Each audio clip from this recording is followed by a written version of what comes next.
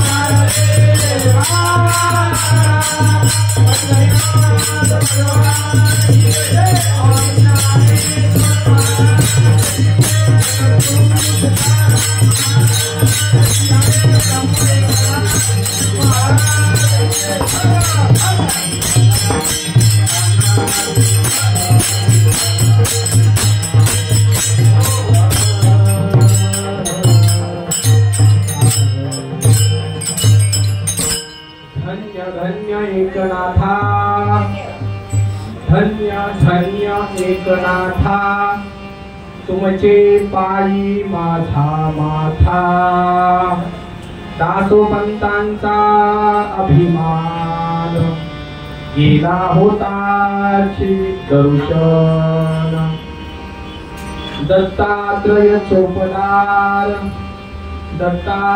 चोपदार पुढे उभे काठीकर दासोपंतांचा अभिमान गेला होता दर्शन यमन अंगावरी थुंकला प्रसाद देऊनी मुक्त केला दासोपंतांचा अभिमान गेला होता दर्शन निराशरण तुमच्या पाया अनन्य भावे नाथराया दासोपंतांचा अभिमान गेला होता दर्शन पांडुरंगा करू प्रथम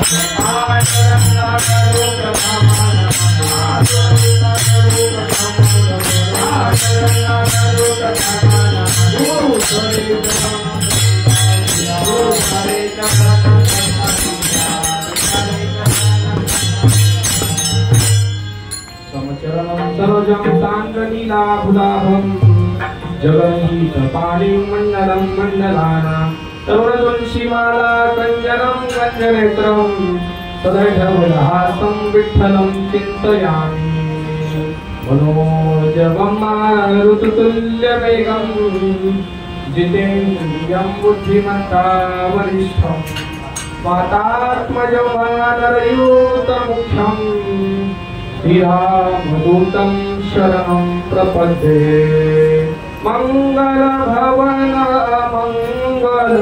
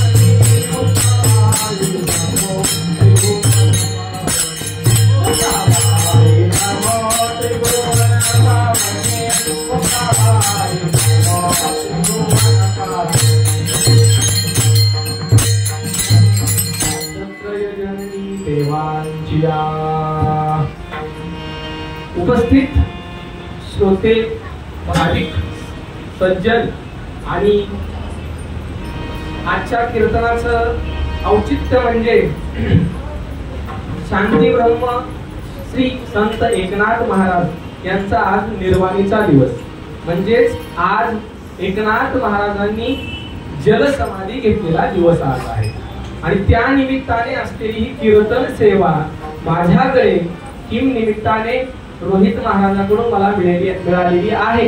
त्याच्यामुळे आपल्याकडे कीर्तन करण्यासाठी फक्त किती वेळ आहे माहित आहे का? किती वेळ आहे? फक्त आपल्याकडे 35 ते 40 मिनिटाचा कालावधी आहे आणि तेवढ्या वेळात आपण काय करायचंय? कीर्तन करायचं आहे. तुम्ही म्हणाल 30 मिनिटात 35 मिनिटात पुढे कीर्तन असतंय 30 मिनिटाचं पण कीर्तन असतंय, 2 तासाचं पण असतंय आणि कधी कधी 3 तासाचं पण होतं. त्यामुळे 30 मिनिटात आपल्याला कीर्तन संपवायचंय. त्यामुळे सगळ्यांनी फ्रेश बैठे सावधान बसायचंय, कारण आपल्याला आज एकनाथ महाराजांनी समाधी घेतली हे माहित आहे, परंतु एकनाथ महाराजांनी त्यांच्या जीवन कालावधीमध्ये काय काय केलं आणि त्याच्यातून आपल्याला काय काय शिकायचे ते आपल्याला आजच्या कीर्तनातून बघायचंय.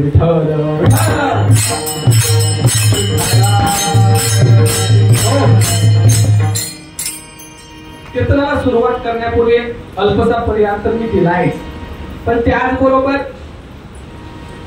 मला एक गोष्ट सांगायची ती म्हणजे आपण कीर्तन काय ऐकतो? कीर्तन ऐकायचं कारण काय माहित नाही, कोणालाच माहित नाही.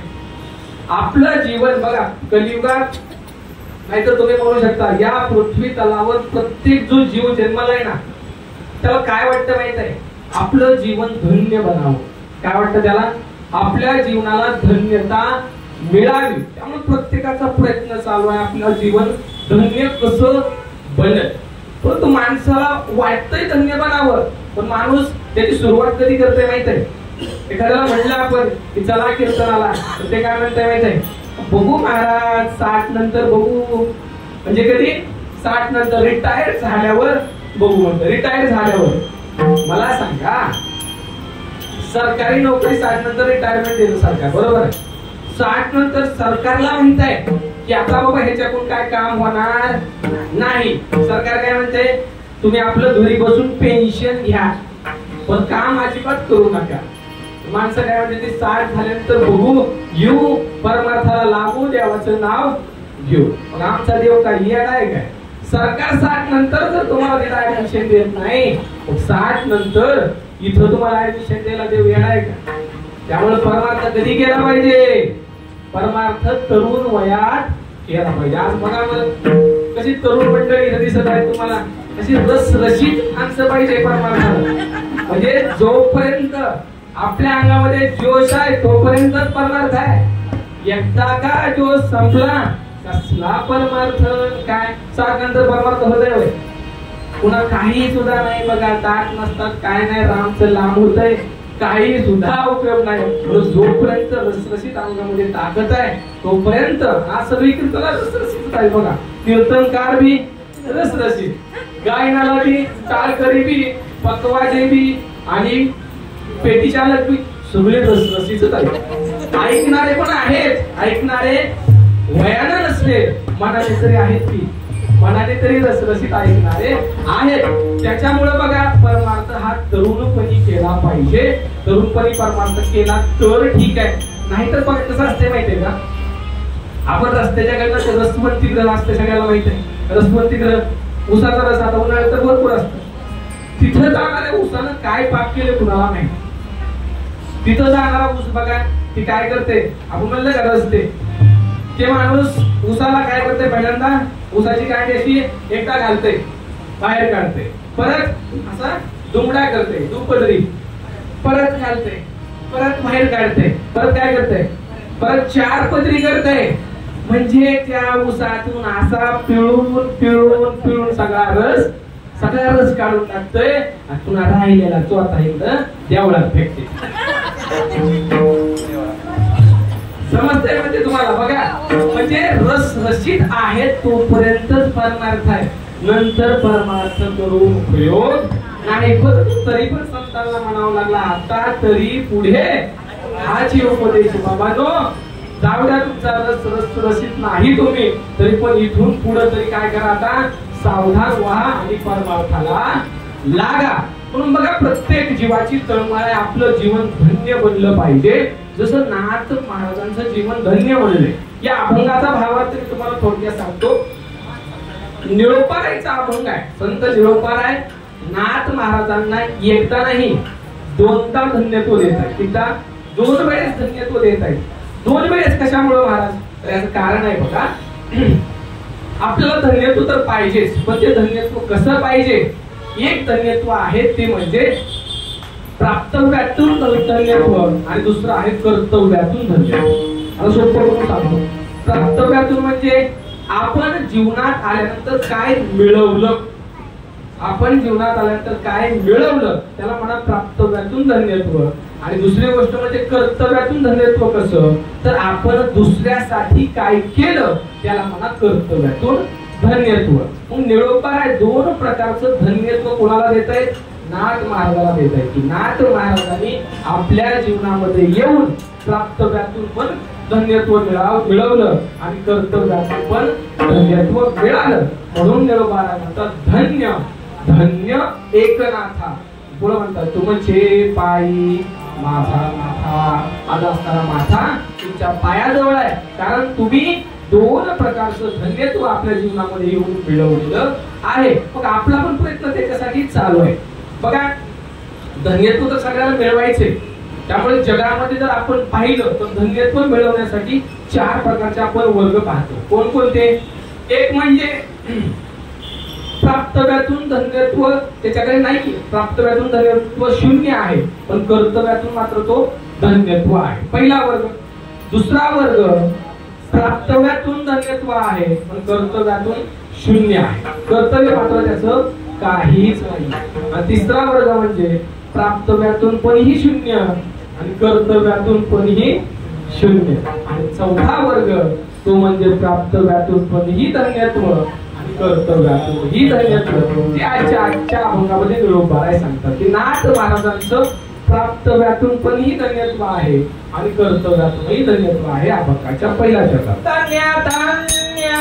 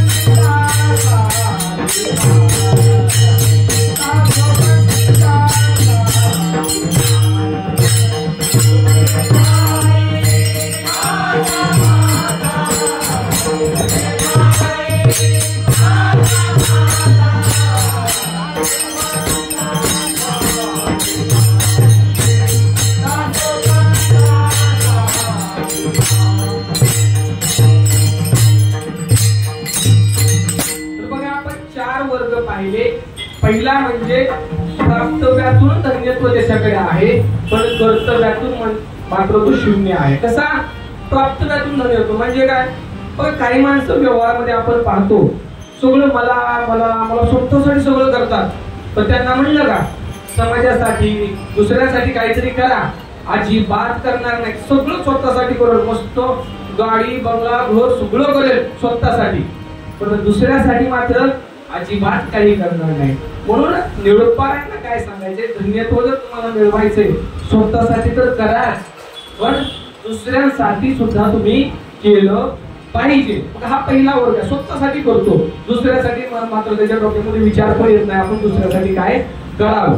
दुसरा वर्ग आहे, दुसऱ्यासाठी करतो, खूप काय करतो, पण स्वतःसाठी मात्र म्हणजे स्वतःच्या दिव्याखाली अंधार, दुसऱ्यासाठी सगळ्या गोष्टी करेल.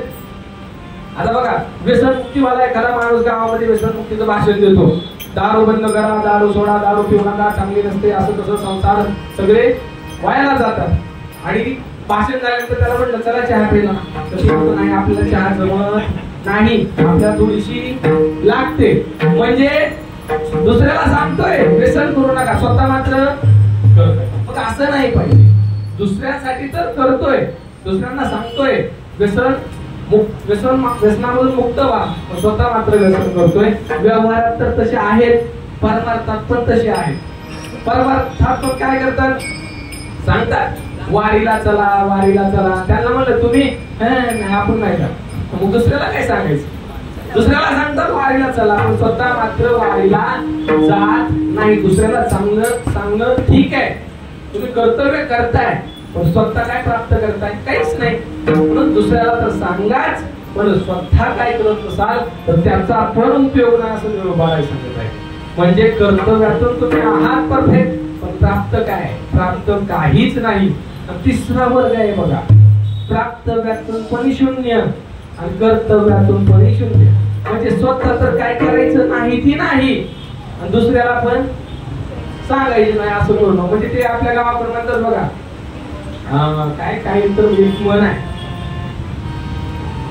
काहीतरी एक म्हण आहे, मला आठवत नाही आता, पण आहे तसं. म्हणजे स्वतः तर काय करणार नाही, पण दुसऱ्याला पण सांगणार नाही. ठीक आहे, स्वतः तर काय करणार आहे, आता आपण म्हणलं वारीला वगैरे चला, तर दुसरं ते स्वतः तर जाणार नाही, पण दुसऱ्याला पण म्हणणार कशाला जातो वारीला, काय हायवे काय नीट आहे का, आधी गाडी तिथे धडक, पण तिथं जाऊ दे. पुन्हा वाळवंटात गेला, तिथं चुकला बिकला, वाळवंटात जाऊ दे, आंघोळीला गेला चंद्रभागेत, बाहेर आले होते की तिथे दिसते नाही तुला, सगळी माणसंच माणसं. म्हणजे स्वतः तर जाणार नाही, म्हणजे काय म्हणते राहू दे बाबा कॅन्सल. म्हणजे काय, स्वतः तर जाणार नाही आणि दुसऱ्याला पण जाणार, अशी खूप सारी माणसं तुम्हाला समजत भेटतील. म्हणून कर्तव्यातून पण तुम्ही शून्य आहात आणि प्राप्तव्यातून पण शून्य आहात. आणि चौथा म्हणजे आजच्या कीर्तनातला जो मेन विषय आहे तो म्हणजे प्राप्तव्यातून पणही धन्य आणि कर्तव्यातूनही धन्य, असे म्हणजे एकनाथ महाराज. तुम्ही म्हणाल कसं काय, नाथ महाराजांनी काय मिळवलं स्वतःसाठी आणि नाथ महाराजांनी दुसऱ्यांसाठी काय केलं, आजचा पूर्ण अभंगच आपल्याला तो बघायचा आहे. नाथ महाराजांनी स्वतःसाठी काय केलंय आणि नाथ महाराजांनी दुसऱ्यांसाठी काय केलेलं आहे. नाथ महाराजांनी मिळवलं काय हो, नाथ महाराजांनी काय मिळवलं जर याची चर्चा करायची तर नाथ महाराजांनी काय मिळवलं आहे का, ज्यांच्या घरी स्वतः देव पाणी वाहण्यासाठी होता. म्हणजे काय, नाथ महाराजांनी देवाला मिळवलं. देवाला कोणाला मिळवलं, आपण तर गाडी बंगला हे ते मिळवतोय, नाथ महाराजांनी ते मिळवलं नाही, देवाला नाथ महाराजांनी मिळवलं. निरामने ज्यांच्या घरी देव राबे आणि दत्तात्रय करीत असे काहीतरी प्रमाण चोपदा. तेव्हा ज्यांच्या घरी देव राबला, ज्यांच्या घरी देवानं काम केलं, त्यांनी देवाला मिळवलं. आणि तुम्ही म्हणाल देवाला मिळवलं, ठीक आहे, नाथ महाराजांनी दुसऱ्यांसाठी काय केलं, आपलं कीर्तन कधी पडेल तेवढं नाथ महाराजांनी दुसऱ्यांसाठी केलेलं आहे. बघा त्याचं एकच आपल्या आजच्या अभंगामध्ये आलंय, कोणतं, नाथ महाराजांनी काय केलं बघा. नाथ महाराजांनी आपल्या पोटामध्ये दुसऱ्यांचे अपराध सहन केले. काय केलं, दुसऱ्यांचे अपराध, आणि अपराध सहन करणारा सगळ्यात मोठा कर्तव्यवान किंवा धन्य असतो. तुकोबा काय म्हणतात, तुका म्हणे वाव पोटी धन्य ते संसार, धन्य ते संसारी दयावान जे अंतरी. काय तुका म्हणे वाव पोटी म्हणजे काय, वाव म्हणजे अपराध, जो स्वतःच्या पोटामध्ये दुसऱ्याचे अपराध सहन करतो तो कसा आहे, धन्य आहे. मग नाथ महाराजांनी कोणता अपराध सहन केला तर तो महाराज आजच्या सेवेच्या घेतलेल्या अभंगाच्या 4थ्या चरणात सांगतात. यवन अंगावरी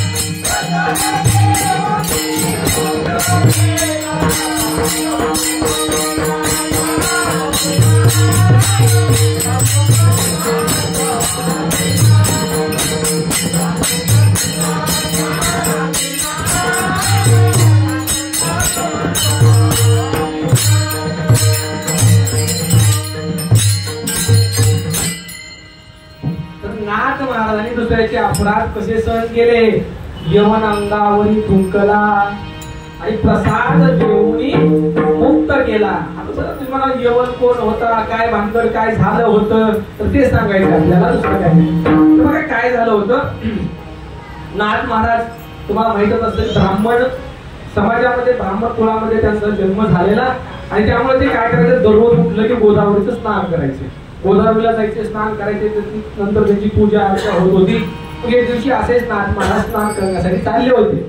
गेल्यानंतर त्यांनी स्नान केलं आणि बाहेर येताना एक सिद्धी अलीबाबा नावाचा एक माणूस, आज पण त्याचं त्या ठिकाणी एक मंदिर आहे, सिद्धी अलीबाबा आणि गंगेश्वर नावाचं एक मंदिर त्या ठिकाणी महादेवाचं आहे.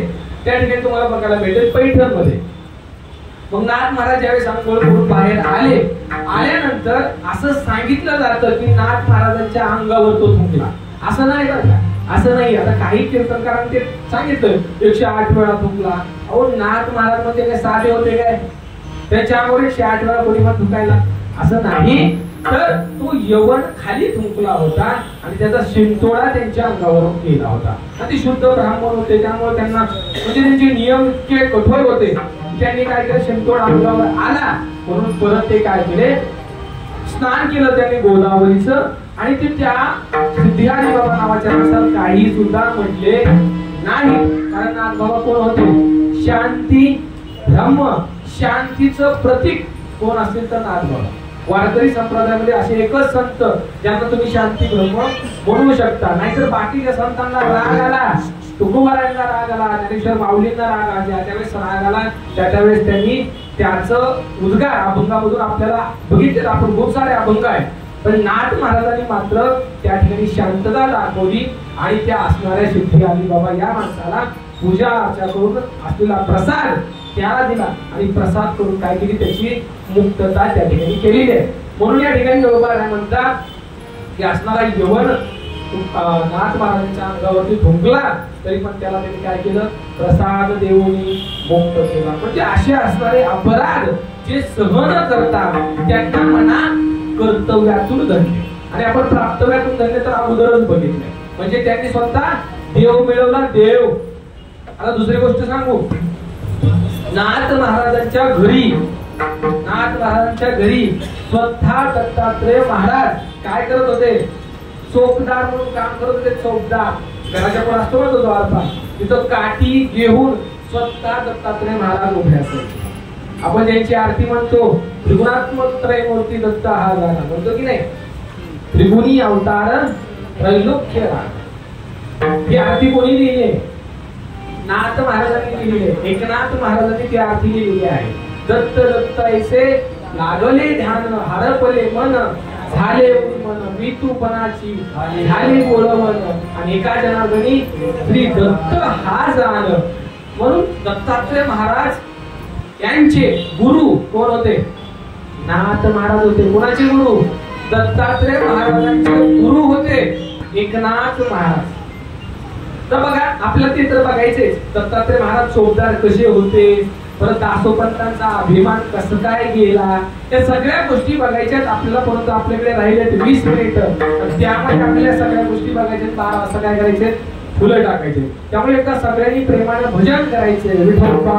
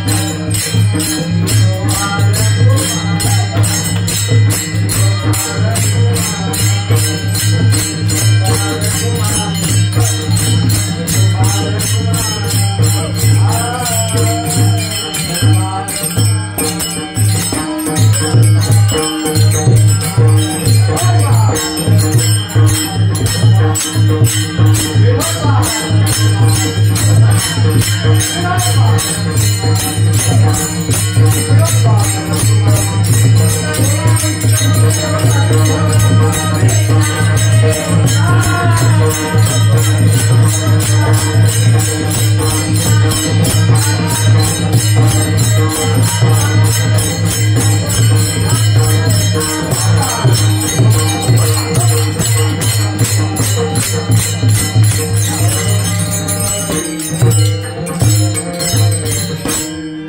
धन्य धन्य एकनाथा तुमचे पायी माझा माथा दासोपंतांचा अभिमान गेला होता की दर्शन.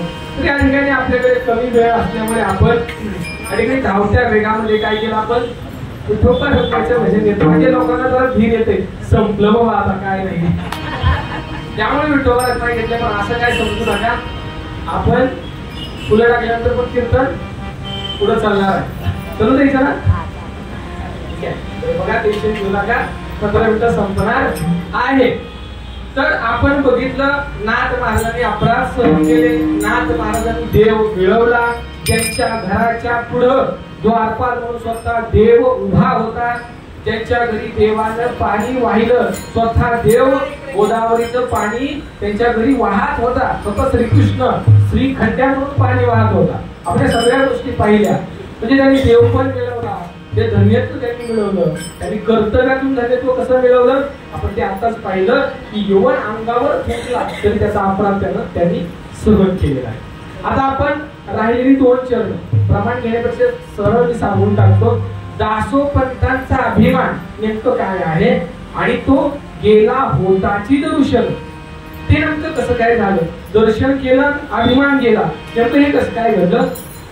तर त्याच्यासाठी आपल्याला काय पाहावं लागेल नाथ महाराजांचं थोडं चरित्र पाहावं लागेल. नाथ महाराजांचा जन्म आपल्या सगळ्यांनाच माहित आहे. इसवी सन 1533 बरोबर आहे. इसवी सन 1533 मध्ये नाथ महाराजांचा जन्म ब्राह्मण कुळामध्ये झाला. त्यांचा चांगला संसार होता. पत्नी गिरिजाबाई आणि त्यांना 2 मुली आणि 1 मुलगा पण होता हरिपंडित नावाचा. त्यांचा संसार बघा संसार करत परमार्थ कसा करायचा नाथ महाराजांना शिकवलं. काही संतांनी संसारावर लाथ मारली पण नाथ महाराजांनी तसं केलं नाही. म्हणजे आपल्याला धीर दिला नाथ महाराजांनी. संसार पण करा सोबत काय करा परमार्थ पण करा. असं नाही की संसार सोडा आणि परमार्थ करा असं नाथ महाराजांनी सांगितलं. नाथ महाराजांनी शिकण्यासारख्या 2-3 गोष्टी आहेत. एक म्हणजे त्यांची गुरुभक्ती. नाथ महाराजांची गुरुभक्ती महाराज एवढी होती. त्यांचे गुरु कोण. त्यांचे गुरु असणारे जनार्दन स्वामी जे की दौलताबादच्या दौलतगिरी किल्ल्याचे किल्लेदार. त्यांचे गुरु जनार्दन स्वामी. म्हणून नाथ महाराजांची गुरुभक्ती बघा एका वाक्यातून मी तुम्हाला सांगतो. नाथ महाराजांनी आपण बघा प्रत्येक आपण जर म्हणलं की हा अभंग कोणाचा आहे तर बाप रखुमादी गुरु असेल तर आपण म्हणतो माऊलींचा अभंग आहे. ते तुका म्हणे असेल तर तुकाराम महाराजांचा अभंग आहे राईट. पण नाथ महाराजांचा अभंग ओळखायचा कसा. एका जनार्दनी असेल तर आपण काय म्हणतो तो अभंग नाथ महाराजांचा आहे. नाथ महाराजांची गुरुभक्ती इथं दिसते. त्यांनी स्वतःच अर्ध नाव दिलंय आणि गुरुचं मात्र पूर्ण नाव दिलंय. एका जनार्दन गुरुचं पूर्ण नाव वापरलंय. याच्यातूनच आपल्याला त्यांची गुरुभक्ती समोर येते. त्याची गुरुभक्ती खूप होती. गुरुसाठी त्यांनी नाही ते म्हणजे खूप काही गोष्टी केल्या. आपल्याला सांगायला वेळ नाही पण त्यातली एक गोष्ट म्हणजे ज्यावेळेस दौलताबादच्या किल्ल्यावर किल्लेदार म्हणून त्यांचे गुरु असायचे जनार्दन स्वामी. एकदा काय झालं परकीयांनी आक्रमण केलं होतं दौलताबादच्या त्या किल्ल्यावरती आणि नाथ महाराज दररोज गुरुवारी काय करायचे गुरुला भेटण्यासाठी त्या ठिकाणी जात होते. नाथ महाराज त्या ठिकाणी गेल्यानंतर त्यांना असं कळालं की परकीयांनी आक्रमण केलेल्या किल्ल्यावर आणि आपले गुरु तर काय ध्यानस्थ आहेत. आपले गुरु भगवंताचं स्मरण करत आहेत. त्यांना आपण जर त्या ठिकाणी सांगितलं तर त्यांची ती आपली गुरुभक्ती राहणार नाही. गुरु आपले काय करत आहेत भगवंताचं स्मरण करत आहेत. त्यामुळे नाथ महाराजांनी गुरूंना सांगितलं नाही. सैनिक धावत आला. परक्यांनी आक्रमण केले. नाथ महाराजांनी त्यावेळेस त्या सैन्यासोबत युद्ध केलं. युद्ध काय केलं युद्ध केलं त्या ठिकाणी नाथ महाराजांनी सैन्यासोबत. हा इतिहास आपल्याला माहित नसेल कदाचित पण ही गोष्ट खरी आहे. नाथ महाराजांनी त्या ठिकाणी असणाऱ्या परकीयांसोबत युद्ध सुद्धा केलं. कोणासाठी गुरुसाठी. नाथ महाराजांच्या जीवनातून दुसरी गोष्ट शिकायची ती म्हणजे शांती ब्रह्म.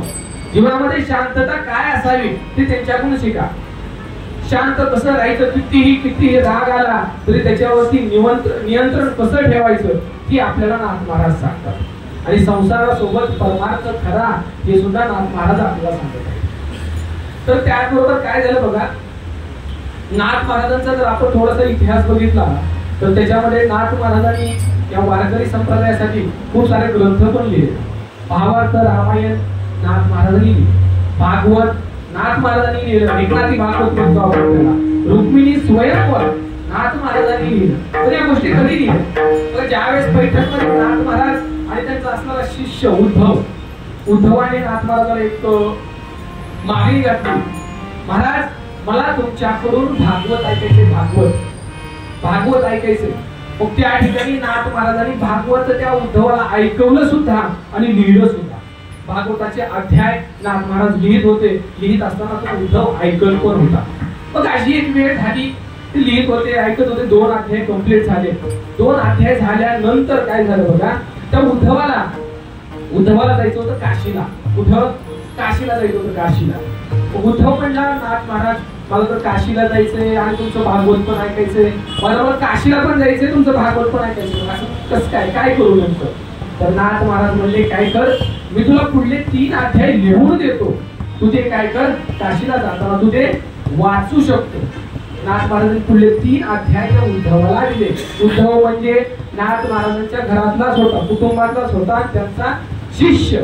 मग उद्धवाला ते 3 अध्याय दिले. उद्धव तो घेऊन काशीला गेला बघा. आणि काशीला गेल्यानंतर काय झालं, काशीमध्ये अशी ब्राह्मणांची संख्या होती, खूप सारे ब्राह्मण होते, खूप सारे ब्राह्मण. पण ते ब्राह्मण कसे होते ते तुम्हाला कळेलच, ऐका पुढं. खूप सारे ब्राह्मण होते. ब्राह्मणातले काही 2-3 शिष्य आले, त्यांचे लगभग 300 ते 400 शिष्य होते.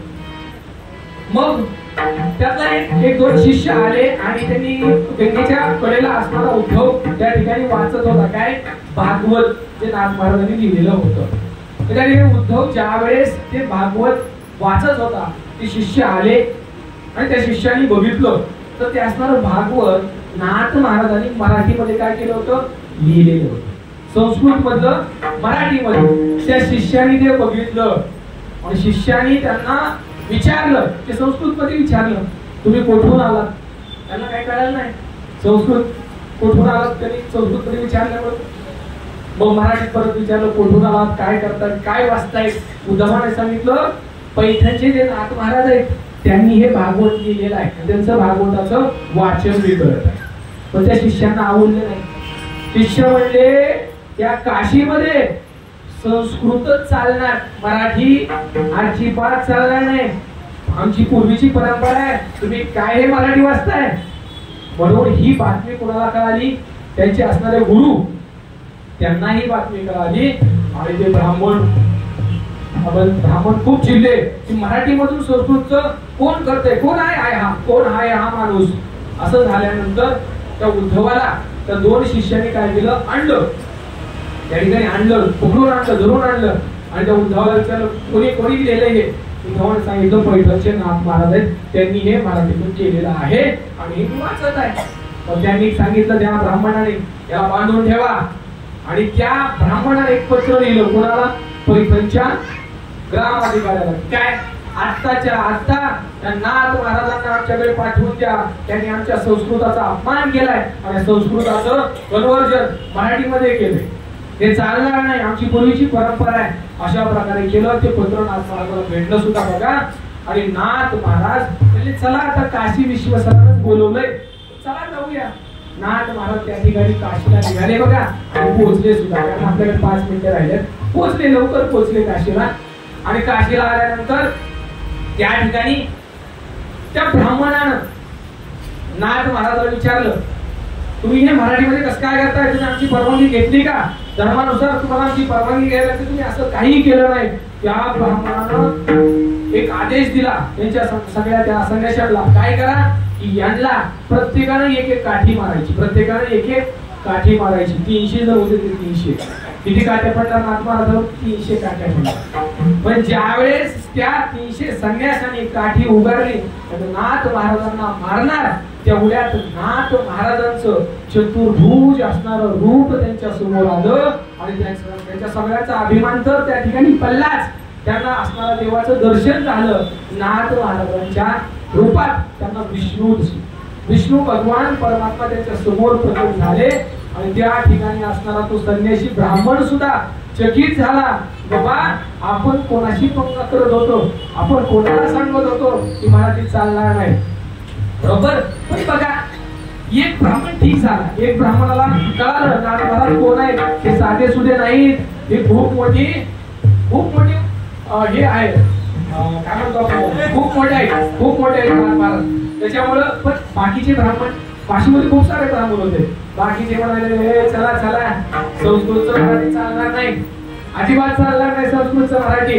बाकीच्या ब्राह्मणाचं काय करायचं, बाकीच्या ब्राह्मणाने जास्त भागवत काय केलं, भागवत घेतलं आणि त्या गंगेमध्ये टाकलं बघा. आणि गंगेमध्ये टाकल्या गंगेच्या नदीमधून कोण प्रकट झाली, गंगा माई त्या ठिकाणी प्रकट झाली.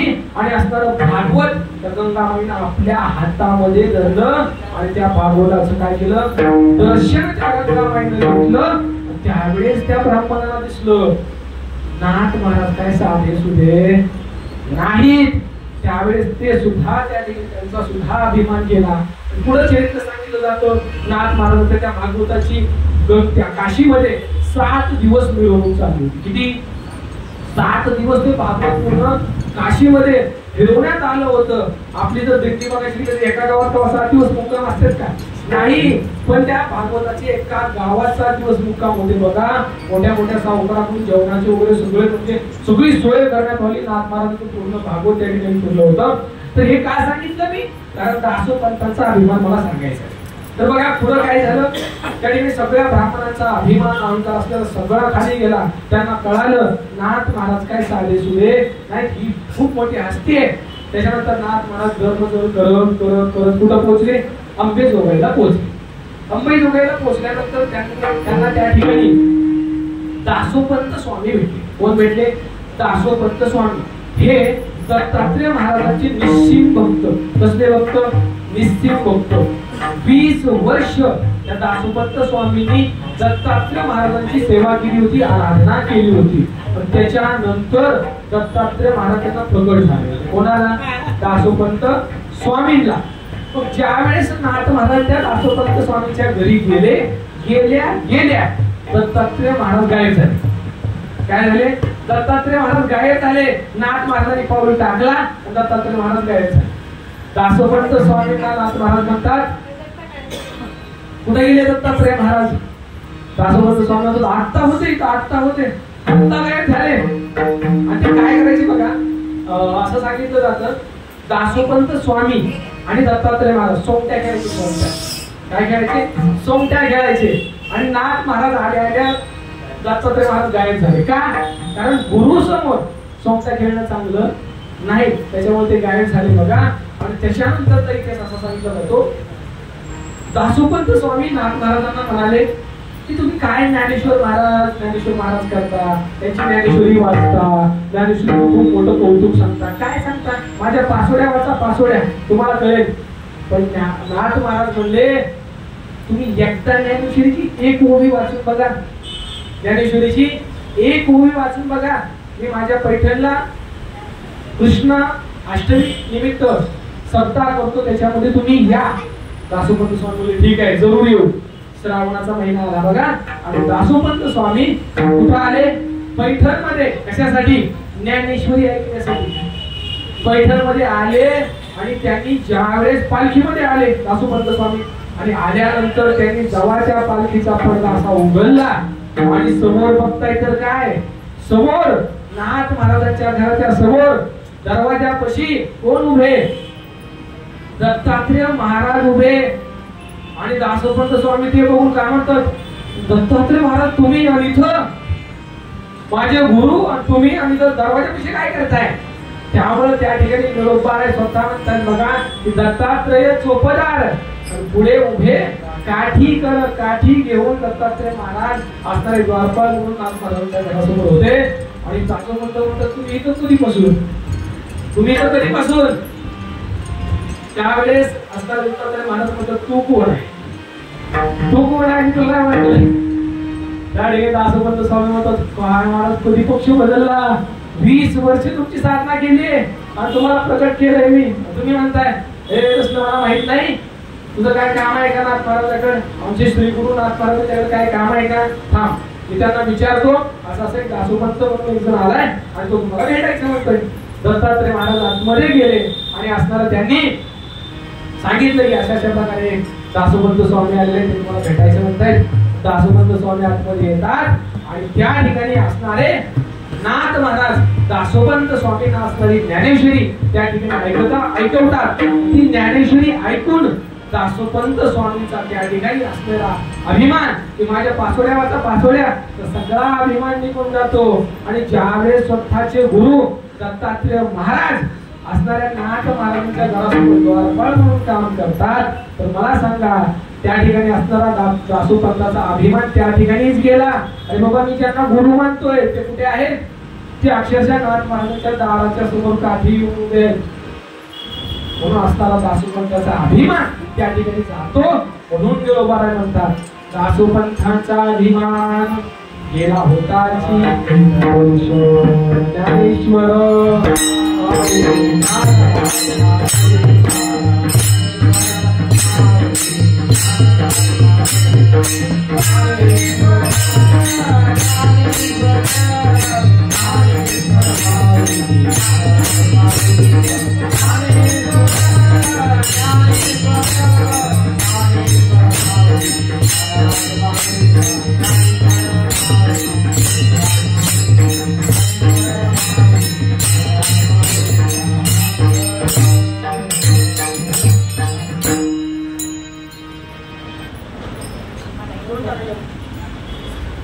पुंडलिक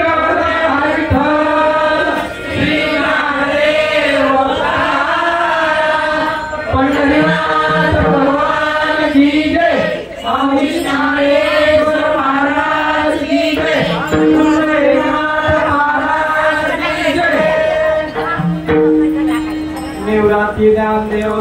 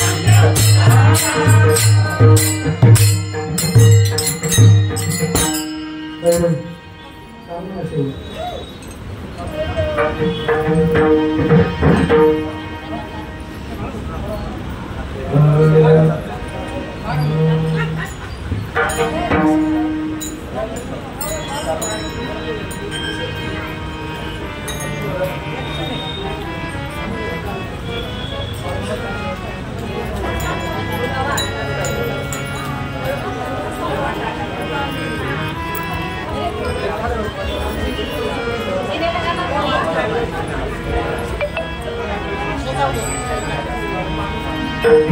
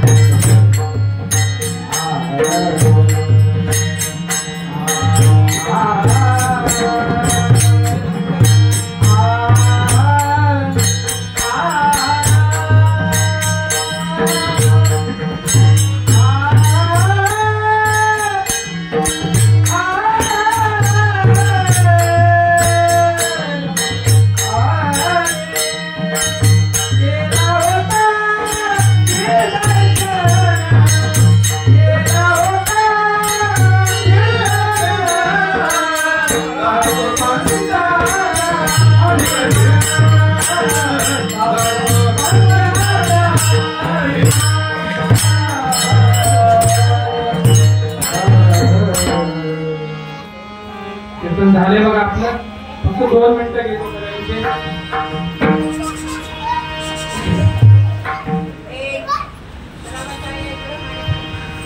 या ठिकाणी कीर्तन सेवा आपली संपलेली आहे 2 मिनिटं याच्यासाठी की मला दुसऱ्यांदा इथं कीर्तन करण्याचा योग आला ते कोणामुळे आपले सगळ्यांचे लाडके रोहित महाराज असतील सगळीच महाराज मंडळी सगळी प्रेमळ माणसं आहेत सुखदेव महाराज असतील आपले गणेश महाराज आपले या ठिकाणी सगळी तरुण मंडळी मी महाराजांना विनंती करेन की जास्तीत जास्त तरुण कसे येतील त्याचा प्रयत्न करा कारण मगाशी पण सांगितलं परमार्थ कोणी करावा तरुणानं करावा नेटानं करावा संसार नेटानं करू नये परमार्थ नेटानं करावा ठीक आहे संसार नियमानं करावा पण आपलं उलट आहे परमार्थ नियमानं आहे 10 ते 12 त्याने कोणी गेलं नाही पाहिजे महाराज संसारामध्ये मात्र आपण कुठले नियम पाळत नाही तिथं मात्र आपलं चांगलं प्रेम होतं त्यामुळे आपण या ठिकाणी सेवा समाप्त करणार आहोत आरती घ्यायची का आरती पण येऊ ठीक आहे जय विठ्ठल